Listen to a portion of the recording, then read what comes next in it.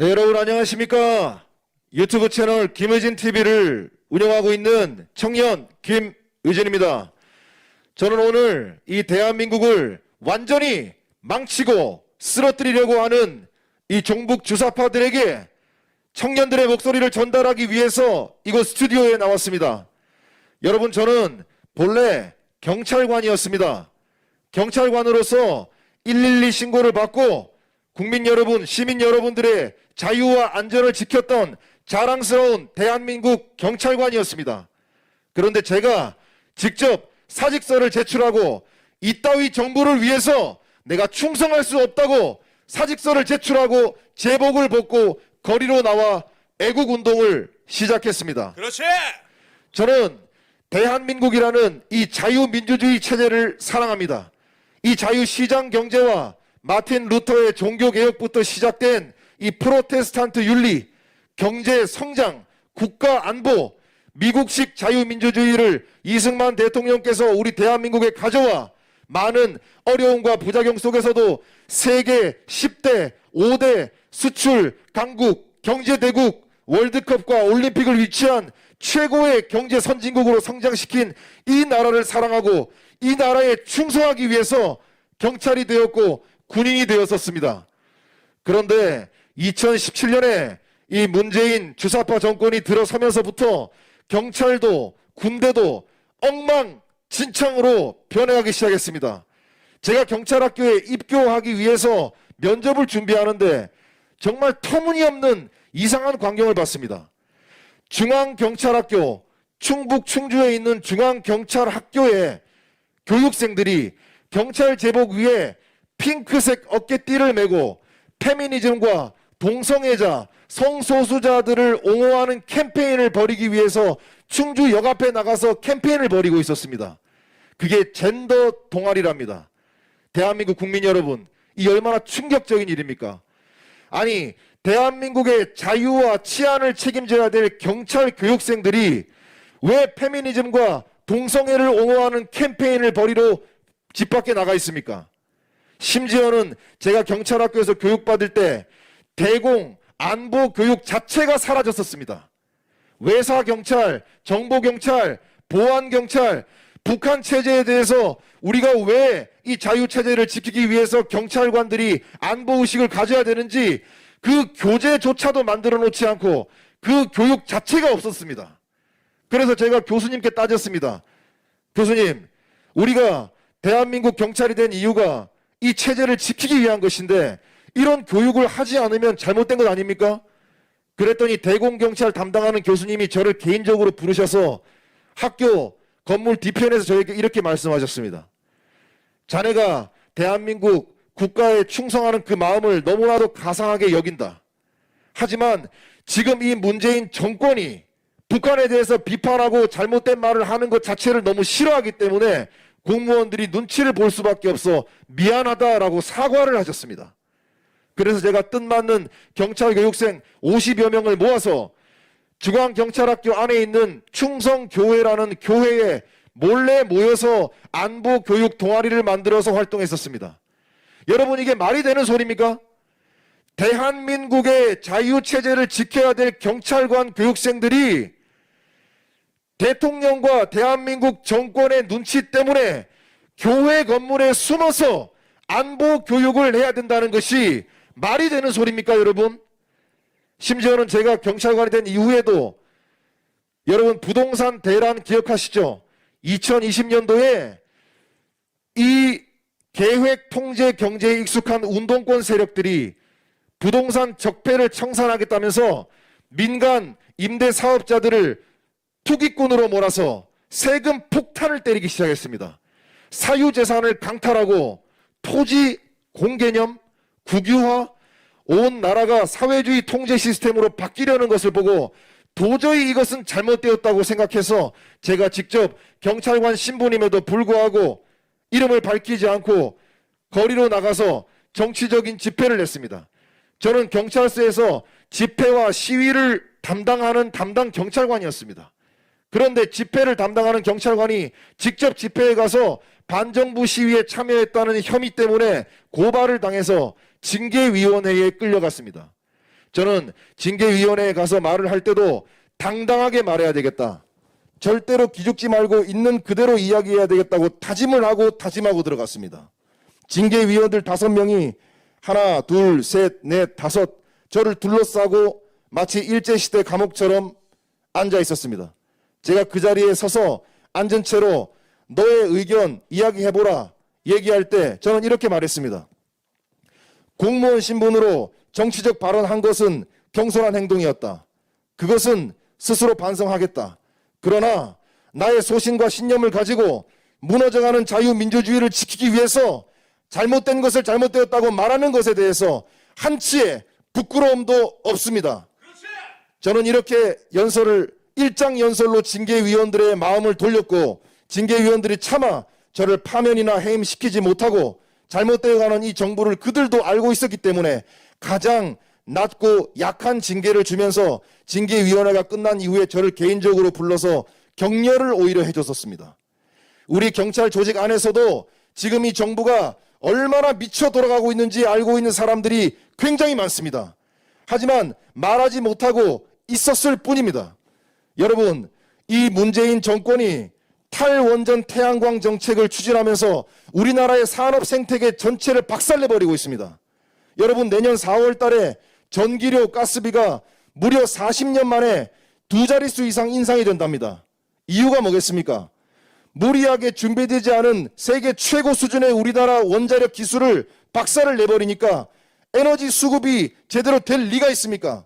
그러니까 전기료, 가스비를 올려서 국민들에게 세금으로 충당하려고 하고 그 중국산 패널, 태양광 산업을 만들겠답시고 우리나라 온 나라 살림을 모조리 황폐화시키면서 그 중국산 태양광 패널을 사들이면서 지출한 외화, 유출, 우리의 국민 혈세 그 돈들이 중국 공산당의 자금으로 얼마나 들어가고 있습니까? 그 돈이 결국 어디로 가겠습니까? 북한으로 흘러가지 않겠습니까? 아니라고 누가 말할 수 있습니까? 여러분, 언론의 자유, 표현의 자유 이제 심각하게 후퇴하고 있습니다. 세계 기자들이, 언론인들이 대한민국의 언론 자유가 너무나 심각하게 후퇴하고 있다고 그토록 지적하고 비판을 내도 더불어민주당은 언론재갈법, 언론중재법 개정안을 만들어서 정권의 비판적인 기사를 실는 그 언론사들에게 매출액의 5%, 회사 전체 매출액의 5%면 얼마나 큰 돈입니까? 그걸 징벌적 손해배상으로 매기겠다고 엄포를 놓고 냈습니다. 여러분, 손해배상이라는 것은 손해를 끼친 사람이 배상하는 것인데 징벌적이라는 개념이라니요. 이게 벌금입니까? 손해배상입니까? 이 정부는 우리나라의 부동산, 교육, 언론 할 것 없이 모두 다 일일이 다 통제하고 규제하는 사회주의 시스템으로 가고 있습니다. 절대로 대한민국을 지키고자 하는 마음이 없습니다. 저는 왜 이 정당 이름이 더불어민주당인지 잘 이해도 되지 않습니다. 여러분, 더불어라는 단어가 어디에서 왔는지 제가 합리적으로 의심을 해볼까요? 북한에서 발간된 김일성을 찬양하는 김일성 회고록의 제목이 세기와 더불어입니다. 여기까지는 우연이겠죠? 그런데 통일혁명당 사건으로 우리나라 체제를 전복하려고 했던 신영복 교수라는 자가 펴냈던 자본주의 비판 책도 더불어 숲이었습니다. 왜 더불어라는 말들이 자꾸만 등장할까요? 더불어라는 말은 한자로 풀어보면 함께 공이라는 글자인데 공공, 공산화, 공유화, 국유화 이 모든 것을 우리가 공동으로 가져야 된다는 공이라는 글자가 언제나 더불어와 함께 있습니다. 이것도 제가 비약적인 생각입니까?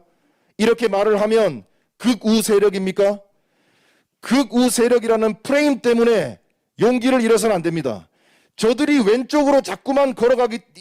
저들이 자꾸만 왼쪽으로 뻗어나가기 때문에 상대적으로 우리가 멀어져 있는 것처럼 보일 뿐 우리는 오른쪽에 있는 것이 아니라 정통에 있습니다. 우리가 정통에 있습니다. 우리는 대안이 아니라 원안입니다. 1948년 8월 15일에 존경하는 이승만 대통령께서 그 숱한 좌익 세력들의 공격에도 불구하고 장기적으로 대한민국이 세계적으로 발전하는 민족이 되기 위해서는 미국에서 시도되었던 근대 국가의 모습으로 시작되었던 자유민주주의 체제를 이 땅에 이식해야만 조선에 대한민국에 번영이 있고 미래가 있다고 이야기했습니다. 1920년대 러시아 혁명이 갓 발생했을 그 당시에는 공산주의가 과연 성공할 체제일지 아닐지 아무도 장담을 못하던 시대였습니다. 지금은 우리가 알고 있죠. 검색하면 알고 있고 소련이 무너졌고 베를린 장벽이 무너졌고 공산권은 다 무너졌고 이제 중공과 북한 정도만 남았습니다. 체제 대결에서 상대가 되지 않는다는 것을 우리는 이미 결과를 알고 있지만 1920년대 이승만 대통령께서 청년이었던 시절에 감히 누가 그것을 예상하고 전망할 수 있었겠습니까? 이분은 이미 일본 내막기라는 책을 써서 일본이 미국 본토를 침략할 것이라는 예상까지도 베스트셀러로 냈던 만큼 선각자적인 해안을 가졌던 분입니다. 그런데 우리나라의 국부인 이승만 대통령을 3.15 부정선거의 프레임 또는 독재자의 프레임으로 갖다 뒤집어 씌워서 지금까지도 존경받지 못하는 사람, 광화문 광장에 국부, 건국 대통령의 동상 하나도 세우지 못하는 이상한 나라를 만들어놨습니다. 여러분, 종북 주사파 세력은 백범 김구를 대한민국의 국부라고 말하고 있습니다. 저들이 과연 김구를 진심으로 존경해서 그런 말을 할까요? 천만의 말씀입니다. 저들은 김구를 진짜 존경하는 것이 아니라 이승만 국부론을 무너뜨리기 위해서 포석을 놓는 것뿐입니다. 백범 김구는 우리나라의 뛰어난 위대한 지도자 중에 한 명이었지만 그 사람은 중국 국적을 취득해서 중국 공산당과 함께 항일운동했던 사람입니다. 따라서 중공의 승리, 공산주의 혁명에 어느 정도 발을 담글 수밖에 없는 중간지대가 있었던 사람입니다. 그 사람을 국부로 추앙하고 경찰에서도 초대 경무국장이었다는 이유로 경찰의 뿌리로 김구를 내세우는 이유도 바로 그렇습니다. 존경하는 국민 여러분, 자유애국 시민 여러분, 이 나라의 자유가 백척간두에 서 있습니다. 오는 3월 9일 대선에서 반드시 정권 교체해야 됩니다. 여러분, 전과 사범의 범죄자가 대통령이 되겠다고 나서고 있습니다. 그냥 범죄들도 아닙니다. 공무집행 방해, 무고, 검사 사칭, 음주운전도 2번인가 했나요? 걸린 것이 그 정도겠죠. 여러분, 성남시 대장동 게이트, 우리 국민들은 누가 범인인지 다 알고 있지 않습니까? 거기에 관계됐던 핵심 관계자들 벌써 2명이나 죽었습니다. 변호사비 대납 의혹 폭로했던 사람도 갑자기 목숨을 잃었습니다. 이 정권 들어서 이낙연 전 민주당 대표 옵티머스 관련 의혹 때 그 관련된 보좌진 자살했죠. 윤미향 의원이라고도 부르고 싶지 않은 그 정의연 마포 쉼터 소장 자살했습니다. 박원순 서울시장, 이 사람 저 사람 할 것 없이 생명이라는 것은 아무런 가치가 없습니다. 국민들 누가 보아도 과연 이것이 정상적인 죽음인가 의심이 들 수밖에 없습니다. 이상한 점을 이상하다고 말할 수 있는 것이 용기 아니겠습니까? 여러분, 4월 15일 총선이 제대로 이루어지지 않은 것 같다는 이상한 의혹이 참 많았습니다. 사실 이것은 의혹거리가 될 필요도 없는 겁니다. 애초에 우리나라 공직선거법 제170조에 분명히 나와 있습니다. 선거일로부터 180일 이내에 재검표 하여야 한다. 설사 낙선한 쪽에서 당선을 저지할 생각으로 시비를 걸기 위해 행정소송을 제기하더라도 그래도 응해 주어야 하는 것이 자유민주적 질서입니다. 그런데 지금 과연 몇 군데 재검표했습니까? 재검표 과정도 공정했습니까? 이것이 부정선거다 아니다 논란할 필요도 없이 깨끗하게 까서 보여주면 되는 겁니다. 그걸 끝까지 보여주지 않으니까 계속해서 논란만 지속되고 의혹만 증폭되는 것 아니겠습니까, 여러분? 존경하는 대한민국 국민 여러분, 저는 지금 유튜브 채널 김의진 TV를 개설해서 활동하고 있습니다. 유튜브를 크게 키워서 뭔가를 성공해보겠다는 뜻이 아닙니다. 저의 연설 목소리를 마음껏 국민 여러분들께 전달할 소통 수단이 필요할 뿐입니다. 지금 저는 1인 시위, 거리 시위를 진행하고 있습니다. 지금 며칠 전에는 홍대 앞에 청년들이 많은 곳에 나가서 무너져가는 대한민국의 자유민주주의를 바로 세워야 한다고, 우리의 자유, 안보, 성장이 가장 중요하다고 그 말을 하고 싶었습니다. 여러분, 정권 교체에 가장 가까이 와 있는 그 후보 정당들도 지금 정확한 자유주의에 대한 정체성이 없습니다. 정말 보수주의 정치관에 입각한다면 우리의 자유, 단순한 프리덤의 개념이 아니라 권리와 의무를 책임지는 바로 그 자유, 리버티의 자유, 미국식 민주주의에서 말했던 바로 그 자유, 마틴 루터의 종교개혁에서부터 출발했던 프로테스탄트 윤리에서 말했던 바로 그 자유가 중심이 되어 있지 않은 보수주의는 아무런 의미가 없습니다. 그런데 과연 제1야당이라고 하는 국민의힘이 그런 정체성을 가지고 있는지 우리는 정말로 의심스럽습니다. 그러니까 극렬한 페미니스트가 선대위에 합류하고 이런 일들이 벌어지니까 20대 남자 표들이 완전히 무너지고 있지 않습니까? 지금 당연한 우리의 국민들의 기본권과 자유가 이렇게 하나하나 빼앗겨 가는데도 국민들 분노하지 않겠습니까? 여러분, 우리 대한민국은 자유민주주의 국가입니다. 자유시장 경제입니다. 자유주의의 가치 아래 국가 안보와 국민 안전, 그리고 경제성장과 성숙한 복지, 법치주의와 공동체, 바로 이것이 우리 대한민국이 번영할 수 있는 유일한 길입니다. 이미 실험은 끝났습니다. 어떤 체제가 더 우월하며 국민들을 잘 먹고 잘 살게 해줄 수 있느냐, 그 임상실험은 이미 100년에 걸친 공산주의의 실패로 증명되었습니다. 그런데 여전히 이것을 붙잡고 국민들과 싸우겠다는 이 정부는 과연 누굽니까? 여러분, 지금 문재인 정권의 수뇌부를 형성하고 있는 주력 인사들은 대부분 1980년대 중반부터 우리나라 서울 지역 대학생 운동권을 중심으로 형성됐던 주사파입니다. 주체사상파, 내셔널 리버럴리즘, 민족 해방 전선에 뛰어들었던 바로 그 세력입니다. 아침 7시, 8시 시간을 맞춰서 김일성 초상화를 벽에 걸어놓고 전사의 맹세를 하던 바로 그들입니다. 바로 그 사람들이 386, 486, 586이 되어서 광장을 장악하고 풀뿌리 민주주의라는 이름으로 시민단체로 아스팔트를 장악하더니 어느새 촛불 선동으로 대통령까지 끌어내리고 그 정권을 장악했습니다. 여러분, 2008년 광우병 시위 기억하십니까? 광우병 시위 때 우리나라에 미국산 소고기를 먹기 시작한 때가 얼마나 오래됐었습니까? 단 한 명도 광우병에 걸려서 사망한 사례가 없습니다. 지금까지도 없습니다. 그런데 뇌에 구멍이 뚫려서 동양인에게 취약한 어떤 병균이 들어와서 우리를 죽일지 모른다는 거짓 선동으로 그 수많은 정권 불복종 운동을 펼쳤던 사람들이, 국민 건강이 우선이라고 시위하고 데모했던 그 자들이 백신 접종을 하고 사망한 사람이 1,500명이 넘어도 인권단체, 환경단체, 그 좌파 시민단체들에서 단 한마디도 말하지 않고 있습니다. 여러분, 이것은 정말로 내로남불 정도의 표현으로 말할 수 있는 것이 아닙니다. 과연 이 자들이 정말로 대한민국을 사랑하겠습니까? 이 사람들은 대한민국이 애초에 태어나지 말았어야 될 나라라고 이야기합니다.